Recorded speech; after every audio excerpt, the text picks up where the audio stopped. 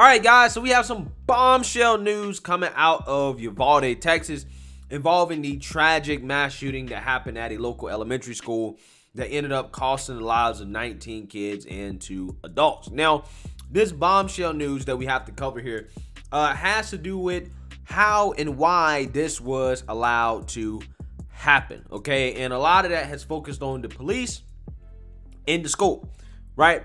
As the story about the police response and what actually happened at that school and how the shooter actually got into the school has changed from day one, and it continues to change, okay?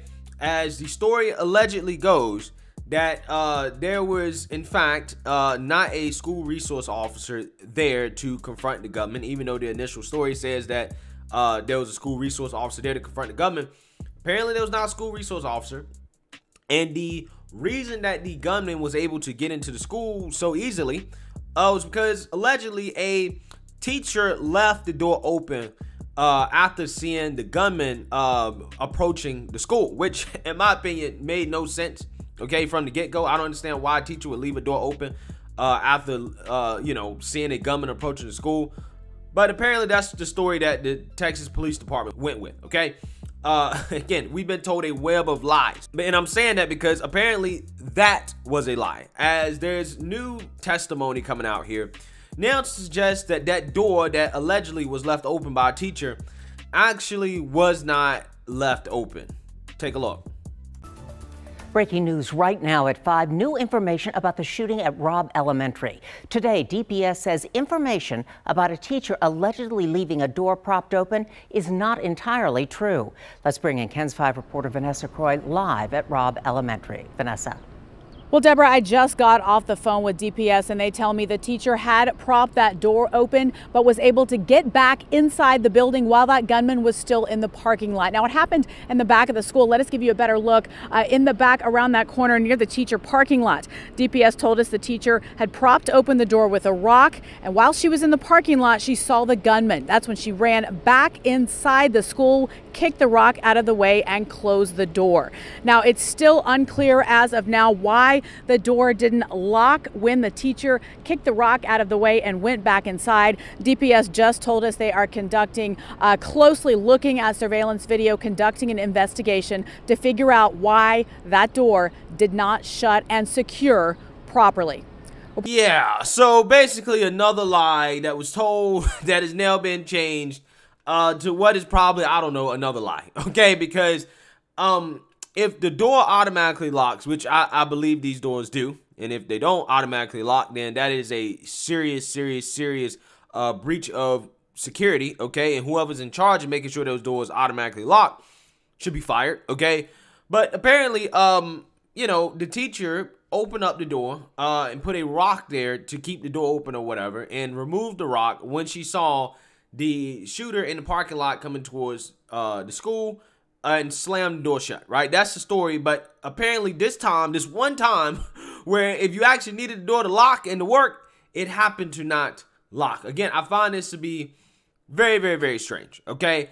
But with that being said, let's move on here, because there's even more kind of bombshell news coming out about what happened on this day. As with each and every passing day, it is looking worse and worse and worse for the Uvalde County School District Police Department and the local city Uvalde Police Department. As apparently, while they were waiting inside to take out the shooter, whom the head of the Uvalde School District Police Department declared as a barricaded suspect at the time, which is why they didn't go in. That's the excuse for not going in. They said that, well, he wasn't an active shooter, he was barricaded. So they basically let him sit in the class for what some people say is over an hour, okay, with kids who were actively calling 911 for help, okay?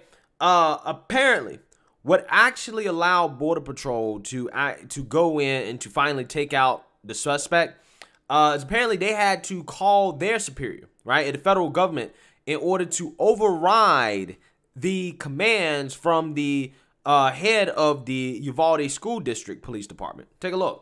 New video obtained by ABC News is raising new questions about the delayed police response, which is now under review by the Justice Department. ABC's Marcus Moore has the latest from Uvalde. New video obtained by ABC News raising questions about law enforcement's response to the deadly shooting at Robb Elementary School. Guy with a rifle. Police seen rescuing children after breaking a window, then pulling them out. Somebody jump out the window. Oh, the kids. They're getting the kids out. The footage showing part of what took place outside the building.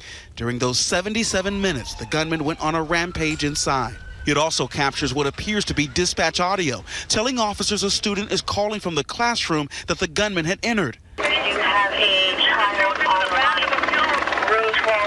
Are we able to, is there anybody inside of the building? Child is advising he is in the room full of victims at this moment. An ABC News analysis of the video shows that was at approximately 12:13. 8 to 9 children.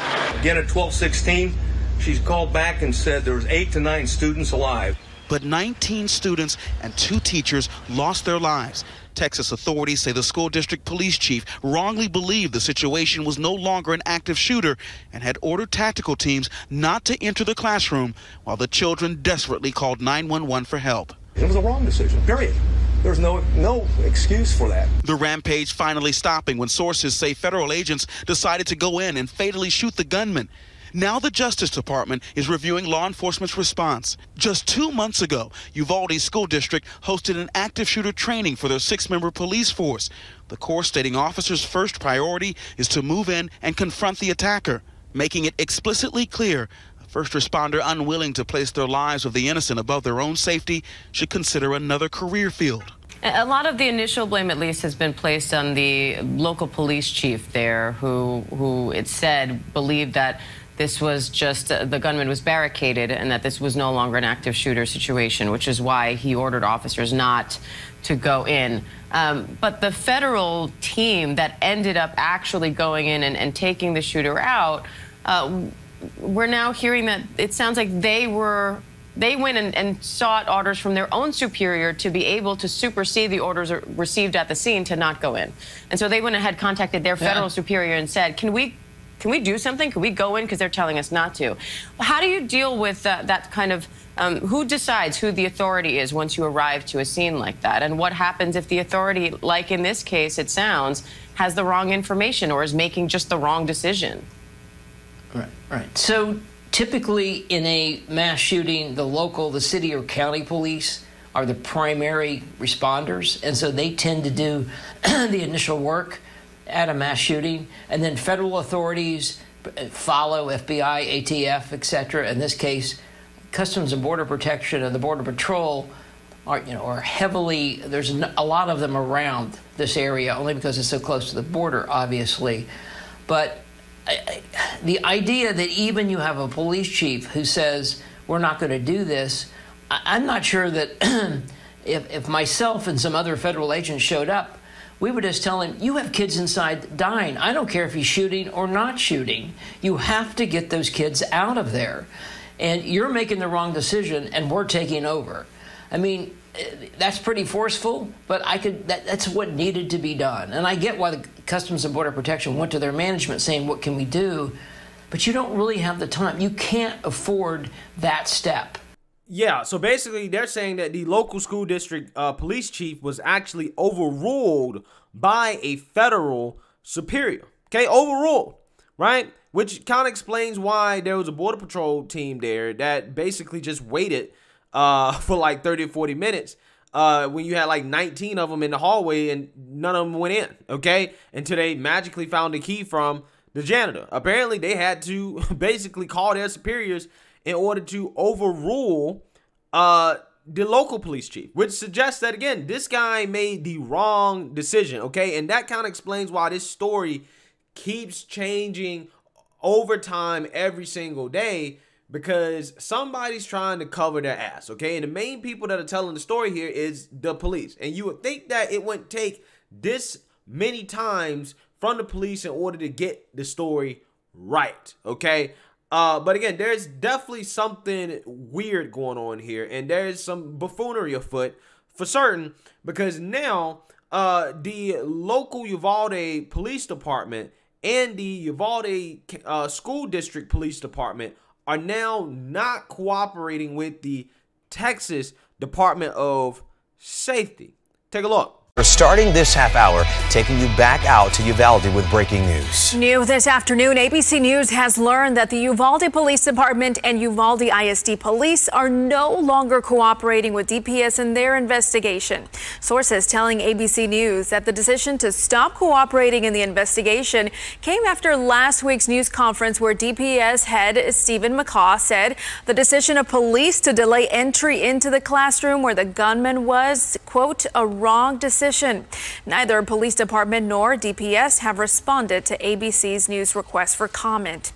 Yeah, so again, that is very, very, very damning, okay? As the Uvalde ISD, that's the school district, police chief, Pete Arredondo, has decided to stop responding to the Texas Department of Public Safety in regards to this investigation, right? They're just not cooperating anymore, allegedly, which comes after the Texas Department of Public Safety threw that guy under the bus, right? Because apparently he's the guy that made that decision to change the situation from an active shooter situation to a barricaded subject situation. With that being said, I mean, it seems like they're just kind of pissed off. And they're like, you know what? We are not cooperating anymore because these guys tried to throw us under the bus, which apparently, you know, I don't know, maybe among law enforcement, there's a no snitch policy, right? You don't rat on each other. You don't throw each other on the bus. That kind of seems to me what this is about. But with that being said, I don't think that this is a good move from the local police departments, okay? I don't think this is a good move. And the reason why I don't think this is a good move is because you're already taking the brunt of the blame for why this happened, okay? Or why it was allowed to happen to the extent that it happened. And I don't think that moves like this are going to change anybody's mind. Matter of fact, I don't think there's anything that these police departments can do to change anybody's mind. At this point, you might as well take the L, right? Take the L, come clean. Somebody needs to lose their job, probably that police chief, resign, and just call it, man. Like, that is what you should do. Because refusing to cooperate now is only going to make you look even more guilty. And the feds are going to start to investigate. And there's only more information that's going to come out. Okay? And again, pulling moves like this is only going to make people angrier and more distrustful of law enforcement in general if they continue to act this way. Okay? Sometimes in life, guys, you just got to learn to take the L, even if you don't feel like you was in the wrong. Okay? To me, it seems like the police had the information they needed to make the correct decision as regards to whether or not it was an active shooter versus barricaded subject situation. But again, I'm not a law enforcement expert. I don't know. All I do know is that even if you felt like that was the right decision, maybe you should just say, hey, I know I felt like it was the right decision.